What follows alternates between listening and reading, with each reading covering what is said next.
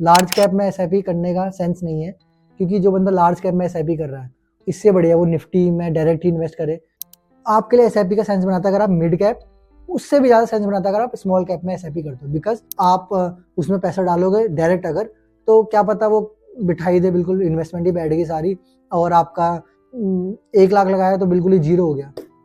HDFC का small cap mid cap वाला काफ़ी बेटर है, और एक है सबसे और एक बेस्ट है स्मॉल कैप अगर चाहिए SBI का स्मॉल कैप।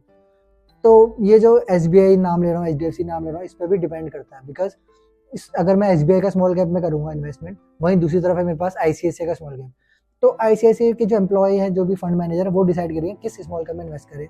वैसे ही SBI के फंड मैनेजर डिसाइड करेंगे कि SBI के स्मॉल कैप किस में इन्वेस्ट करें। तो जहाँ की टीम अच्छी है, जिनको ज़्यादा एक्सपीरियंस है, उस टीम पे भरोसा होता है, they are well known fund manager, तो SBI की स्मॉल कैप बेटर है अदर स्मॉल कैप से। वहीं हेलो दोस्तों, आज हम एक बहुत ही इंटरेस्टिंग टॉपिक पर डिस्कस करेंगे जो आपकी वेल्थ क्रिएशन जर्नी को और पावरफुल बना सकता है। How to earn more with modified SIP compare to normal SIP। SIP यानी सिस्टमैटिक इन्वेस्टमेंट प्लान। ये एक डिसिप्लिन इन्वेस्टमेंट मेथड है जो हर किसी के लिए काम करता है, लेकिन आज हम देखेंगे कि मॉडिफाइड SIP और जानेंगे इससे आप कैसे ज़्यादा रिटर्न जनरेट कर सकते हैं और कैसे आप अपने फाइनेंशियल गोल्स को जल्दी अचीव कर सकते हैं। तो चलो शुरू करते हैं। Segment 1, normal SIP। हम पहले समझेंगे नॉर्मल SIP को कि क्या होता है। नॉर्मल SIP यानी आप हर महीने एक फिक्स्ड अमाउंट का इन्वेस्टमेंट जो रेगुलर इंटरवल पर होता है, और ये जनरली मंथली होता है, जैसे कि हर महीने करते हैं SIP। सो ये लॉन्ग टर्म वेल्थ क्रिएशन के लिए एक बहुत ही पॉपुलर और डिसिप्लिन तरीका है। म्यूचुअल फंड्स में SIP के जरिए इन्वेस्टमेंट करना और आसान है और फ्लेक्सिबल भी हो गया है। बहुत सारे ऐप्स है, कॉइन, पेटीएम वगैरह। हर इन्वेस्टर इस तरीके का यूज़ कर सकता है, चाहे वो बिगिनर हो या फिर सीजन्ड इन्वेस्टर। अब हाउ नॉर्मल SIP वर्क्स ये समझेंगे। जो SIP का बेसिक प्रिंसिपल है रुपी कॉस्ट एवरेजिंग, जो कि मार्केट के ऊपर और नीचे होने पर भी इन्वेस्टमेंट को स्टडी रखता है। इसमें जब भी मार्केट लो होता है तो उस समय ज़्यादा यूनिट्स परचेज होते हैं, जब भी मार्केट हाई होता है तो उस समय कम यूनिट्स परचेज होते हैं। इसी तरीके से अब हम एक एग्जांपल लेते हैं। लेट्स से मनीष है, वो हर महीने 5,000 की SIP करता है और वो एक म्यूचुअल फंड में करता है। फंड का NAV हर महीने चेंज होता है। जनवरी में मान लो NAV है 50 रुपये पर यूनिट, और उस समय उसके 5,000 से वो खरीद पाए 100 यूनिट्स। फरवरी में NAV हो जाता है 40 और उस समय वो 5,000 की SIP से खरीद पाता है 125 यूनिट। मार्च में NAV 60 हो जाता है, उस समय वो खरीद पाएगा 5,000 से अराउंड 83 यूनिट्स। तो टोटल 3 महीने में उसकी इन्वेस्टमेंट हुई 15,000 की और उसने यूनिट्स खरीदे लगभग 308 यूनिट्स। और एवरेज NAV अगर निकालेंगे दोनों को हम डिवाइड करके तो 48 रुपीज़ का उसका एवरेज NAV आएगा। मनीष को लॉन्ग टर्म में ये बेनिफिट मिलेगा क्योंकि उसकी एवरेज कॉस्ट जो NAV आई है वो फ्लक्चुएशन के कारण 48 आई है, और उस समय NAV कुछ भी चल रहा होगा तो वो उसको बढ़ के मिलेगा। एडवांटेजेस ऑफ नॉर्मल SIP क्या होता है। पहला एडवांटेज, हर महीने एक फिक्स्ड अमाउंट डिडक्ट होता है जो कंसिस्टेंट वेल्थ क्रिएशन करता है।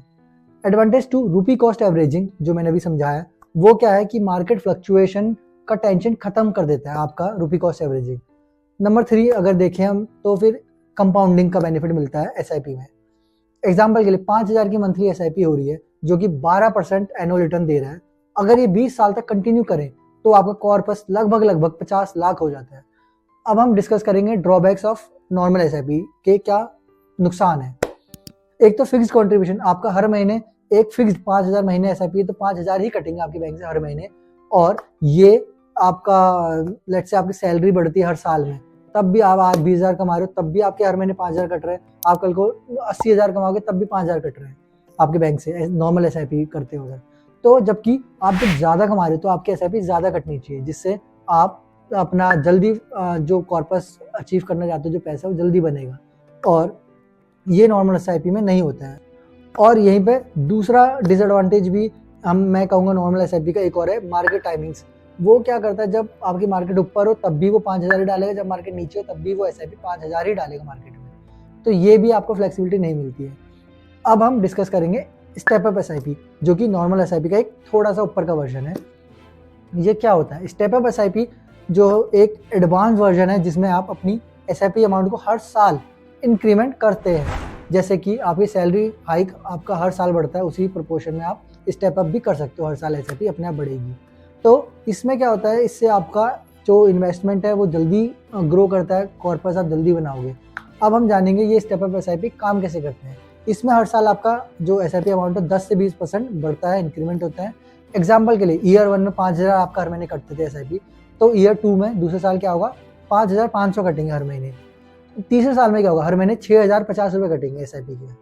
तो एट द एंड ऑफ 10 साल में आपका जो भी इन्वेस्टेड अमाउंट है वो मैच्योरिटी अमाउंट अगर मैं कंपेयर करूंगा नॉर्मल एसआईपी से तो उसमें ज़्यादा होगी। अब हम एक एग्जांपल ले लेते हैं, regular SIP versus step up SIP. क्या है एग्जांपल, जैसे कि रेगुलर एसआईपी में आपका हो गया 5,000 महीने के जमा हो रहे हैं और हर साल आपका 5,000 ही जाएगा, अगले साल ही 5,000 जाएगा, दूसरे साल ही 5,000 जाएगा हर महीने। वहीं दूसरी तरफ स्टेप अप एसआईपी पहले साल 5,000, फिर 5,500, 6,000 हर साल आपका इंक्रीमेंट हो रहा है। तो आपका मोटा मोटा इस कैलकुलेशन को आप स्क्रीन में भी देख सकते हो ढंग से, मोटा मोटा 4-5 लाख का आपका एक्स्ट्रा बनता है स्टेप अप एसआईपी में। तो ये आप वीडियो को थोड़ी देर के लिए पॉज कर लो और स्क्रीन पर कैलकुलेशन देख लो। अब हम जानेंगे कि आपका स्टेप अप एसआईपी क्यों बढ़िया रहता है नॉर्मल एसआईपी से। तो पहला मैं फ़ायदा बताऊंगा कि ये आपको गोल जल्दी अचीव करवाता है। अगर आपका लेट्स से फाइनेंशियल गोल है 10 साल का है तो स्टेप अप एसआईपी से वो पैसा आप कमा लोगे 7 से 8 साल में ही अचीव कर लोगे। दूसरा क्या फ़ायदा है इसका कि लीवरेज सैलरी ग्रोथ, जब आपकी सैलरी हर साल बढ़ती है तब आपका एसआईपी अमाउंट भी बढ़ जाएगा ऑटोमेटिकली विदाउट आपका लाइफस्टाइल को कॉम्प्रोमाइज़ करें।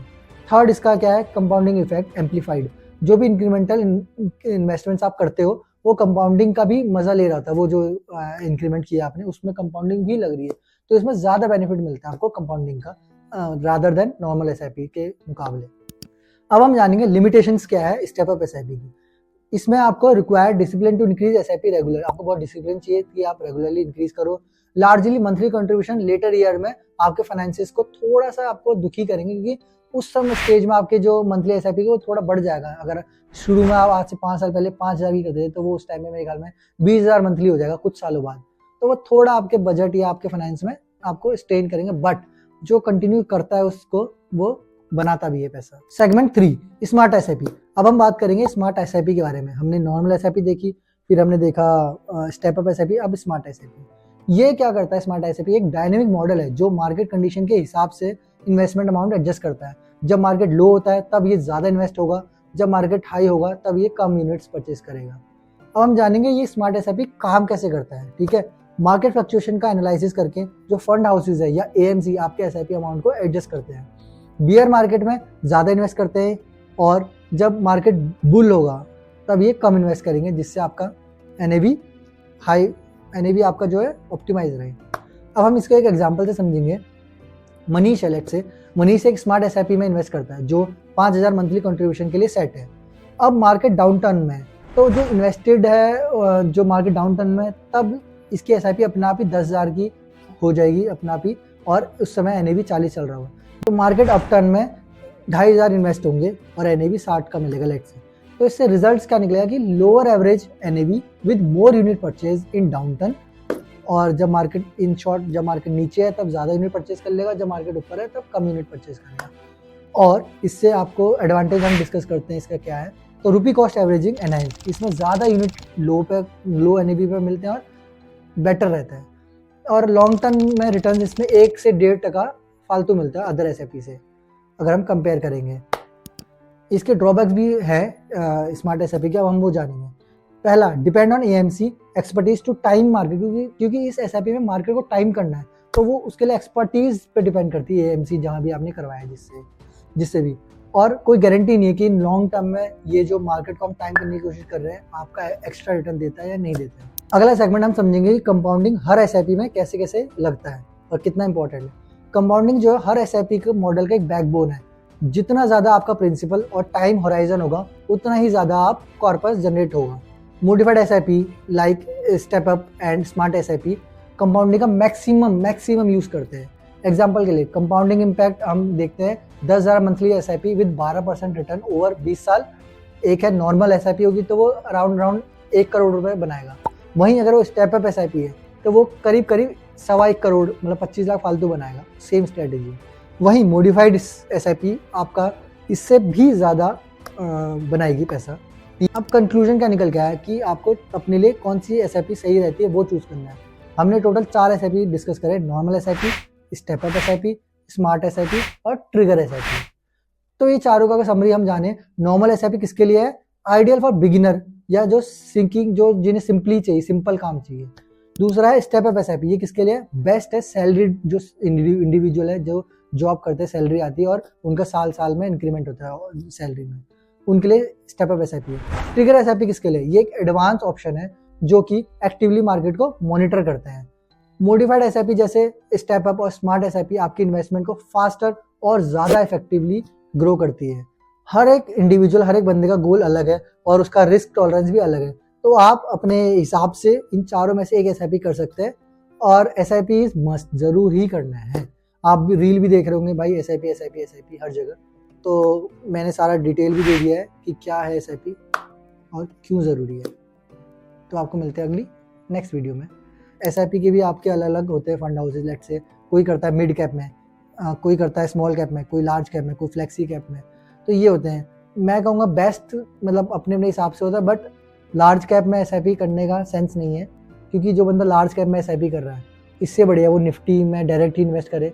क्योंकि लार्ज कैप में आप क्या हो गए, जो बड़ी कंपनी है, TCS, विप्रो, ये जैसी बड़ी कंपनी है, तो आप इसमें डायरेक्ट इन्वेस्ट करो। क्यों आप SIP वालों को अपना 1% एक्सपेंस लगता है SIP में हमेशा, वो आप क्यों देंगे जब आप लार्ज कैप में ही करना है? तो निफ्टी में डायरेक्ट करो। आपके लिए SIP का सेंस बनाता है अगर आप मिड कैप, उससे भी ज़्यादा सेंस बनाता है अगर आप स्मॉल कैप में SIP करते हो। बिकॉज स्मॉल कैप में आप डायरेक्ट इन्वेस्ट नहीं कर पाओगे। कर तो सकते हो, पर आपको कैसे पता लगेगा कि किस कंपनी में डालूं? क्योंकि स्मॉल कैप बहुत रिस्की है। आप उसमें पैसा डालोगे डायरेक्ट अगर, तो क्या पता वो बिठाई दे, बिल्कुल इन्वेस्टमेंट ही बैठ गई सारी, और आपका 1 लाख लगाया तो बिल्कुल ही जीरो हो गया स्मॉल कैप में। और इसलिए SIP बेस्ट है स्मॉल कैप में करना। बिकॉज अगर आप SIP के थ्रू करते हो रादर देन डायरेक्ट, SIP में आपने पैसे दिया, लेट्स से आप स्मॉल कैप ढूंढा, आपने HDFC स्मॉल कैप, तो अब HDFC कंपनी ढूंढेंगे तुम्हारे लिए वो कंपनी स्मॉल कैप्स की किस में पैसा डाले, और वो एक्सपर्ट बैठे हैं वहाँ पे, उनका काम है वो, तो वो अच्छी ढूंढेंगे, हम नहीं ढूंढ पाएंगे। इसलिए हम स्मॉल कैप में SIP करेंगे। अच्छा, जब मैं यहाँ चश्मा करता हूँ काट देगा, ठीक है? हाँ, तो ये है स्मॉल कैप में SIP करना चाहिए, एक बता दिया। दूसरा, कोई इन्वेस्टर होता है कि नहीं यार मैं थोड़ा रिस्क नहीं लूँगा, तो वो मिड कैप में भी कर सकता है SIP, मिड कैप में। बट लार्ज कैप में मैं टोटली मना करूँगा। और एक आता आपका इक्विटी ग्रोथ, अलग अलग टाइप के आता, आप देख सकते हो। कॉइन ऐप है ज़ीरोधा का, उससे कर सकते हो आप SIP। आपका पेटीएम के थ्रू कर सकते हो, सब में सेम है। इट जस्ट आप अलग अलग शॉप से खरीद रहे हो, सबके अंदर माल सेम है। तो HDFC का स्मॉल कैप, मिड कैप वाला काफ़ी बेटर है। और एक है सबसे, और एक बेस्ट है स्मॉल कैप अगर चाहिए, SBI का स्मॉल कैप। तो ये जो SBI नाम ले रहा हूँ, HDFC नाम ले रहा हूँ, इस पर भी डिपेंड करता है। बिकॉज अगर मैं SBI का स्मॉल कैप में करूँगा इन्वेस्टमेंट, वहीं दूसरी तरफ है मेरे पास ICICI का स्मॉल कैप, तो ICICI के जो एम्प्लॉय है, जो भी फंड मैनेजर है, वो डिसाइड करेगा किस स्मॉल कैप में इन्वेस्ट करें। वैसे ही SBI के फंड मैनेजर डिसाइड करेंगे कि SBI के स्मॉल कैप किस में इन्वेस्ट करें। तो जहाँ की टीम अच्छी है, जिनको ज़्यादा एक्सपीरियंस है, उस टीम पे भरोसा होता है। तो SBI की टीम काफ़ी अच्छी है, आप रिसर्च भी करोगे तो they are well known fund manager. तो SBI की स्मॉल कैप बेटर है अदर स्मॉल कैप से। वहीं मिड कैप में अगर मैं बात करूँ, मैं बोलूँगा HDFC की मिड कैप ज़्यादा अच्छी है, उनके रिटर्न्स अच्छे हैं। तो इस तरह से आप SIP के रिलेटेड कुछ भी इंक्वायरीज है तो आप कमेंट कर सकते हो, कोई ना कोई मेरा भाई बंधु रिप्लाई कर देगा। तब तक के लिए बाय बाय।